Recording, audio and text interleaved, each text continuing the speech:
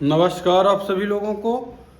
आइए फलित ज्योतिष पाठ संख्या 16 हम आपको पूर्व में भी बता रहे हैं कि पाठ को क्रम से पढ़िए तो आपको लाभ मिलेगा।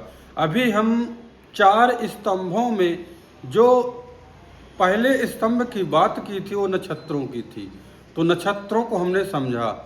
अब दूसरे जो स्तंभ की चर्चा हुई थी वो राशियों की हुई थी, जो अभी हम राशियों के गुण स्वरूप को समझ रहे हैं कि कौन सी राशि का किस प्रकार का गुण है। अब आप आ जाइए, अभी हमने पूर्व के पाठ में दिशा निरूपण किए थे कि किस दिशा में कौन सी राशियों को स्वामित्व प्रदान है। पूर्व से लेकर के उत्तर तक की बात हुई थी, 4 दिशाओं की बात हुई थी, 4 तत्वों की बात हुई थी। तो आपको याद होगा कि हम सभी राशियों को क्रमबद्ध तरीके से रख के आपको जानकारी दिया था। अब इस पाठ में जो है शतोगुण की बात होगी। 3 ही गुण हैं और 3 गुण में सारा ब्रह्मांड समाया है, चौथा कोई गुण नहीं है। तो आप लोग जानते होंगे, सबसे पहले को कहते हैं शतोगुण, दूसरे को कहते हैं रजोगुण और तीसरे को कहते हैं शतोगुण। तो अब गुणों में हमको ये चर्चा करना है कि 12 राशियों में एक गुण को 4 राशियों का स्वामित्व प्रदान है। अब कौन कौन से शतोगुण में राशि आ रही हैं यही हम जानकारी देंगे, और इसको आप जो है कंठाग्र करिएगा क्योंकि ये वैशिक बहुत ही अनिवार्य है। तो आइए सबसे पहले हम बता दें, नंबर 1 में शतोगुण, ये हो जाएगा शतोगुण।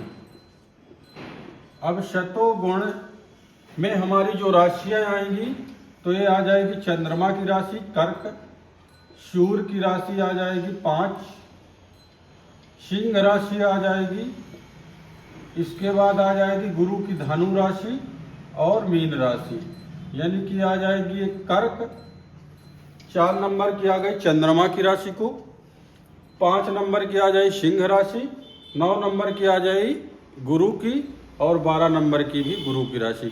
अब हमें याद है तो इसी प्रकार आप भी याद करिए इन ग्रहों के स्वामियों को। तो आपको ये याद होगा कि चंद्रमा, सूर्य और गुरु की राशियां शतोगुणी में आती हैं। अब शतगुण प्रधान हम आपको बता दें तो ये जो राशि है ये चंद्रमा की है। अब जब हम ग्रहों को बात करेंगे तो सूर्य को नहीं रखेंगे शतोगुण में, वो फिर बाद में चर्चा करेंगे। ये सूर्य की राशि है सिंह राशि, इसीलिए इसको जो है सिंह राशि को शतोगुणी में रखा गया है। अब आ जाइए आप नंबर 2 में है रजोगुणी।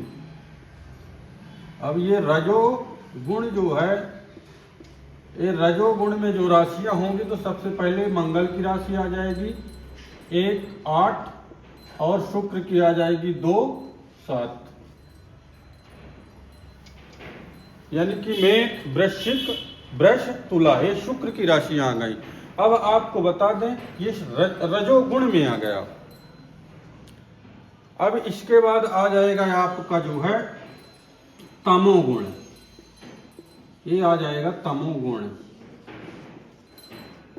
ये तमोगुण। अब तमोगुण में आ जाएंगे आपकी 3, 6 बुध की राशि और 10 गिरा शनि की राशि, यानी कि आ गई आपकी ये मिथुन, कन्या बुध की राशि हो गई, मकर और कुंभ ये शनि की राशि हो गई।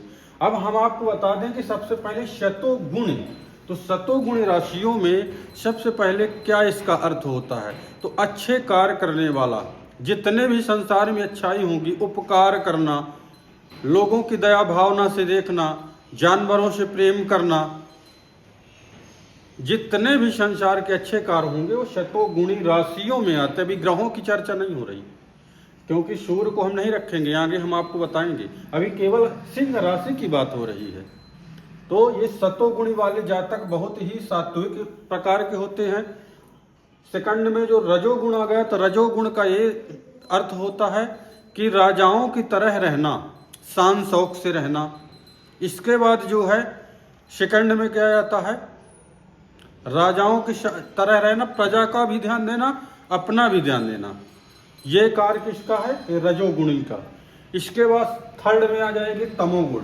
तो तमोगुण का कार्य है कि जितने भी संसार में बुराइयां होंगी साफ सफाई से नहीं रहना, आलस्य करना, किसी को क्रोध करना, अपने वाणी में कटुता लाना, बात बात में चिढ़ते रहना, बीमारी होना, ये जितनी भी सारी, यानी कि जब हम दरिद्रता का वास हमको करना होगा ना, तो हम साफ सफाई का ध्यान नहीं देंगे, दिनचर्या में ध्यान नहीं देंगे, टाइम से सोएंगे नहीं, टाइम से जागेंगे नहीं, खान पान का नहीं नुकसान हम लोग ध्यान देंगे, तो ये आ जाएगा आपका तमोगुणी में।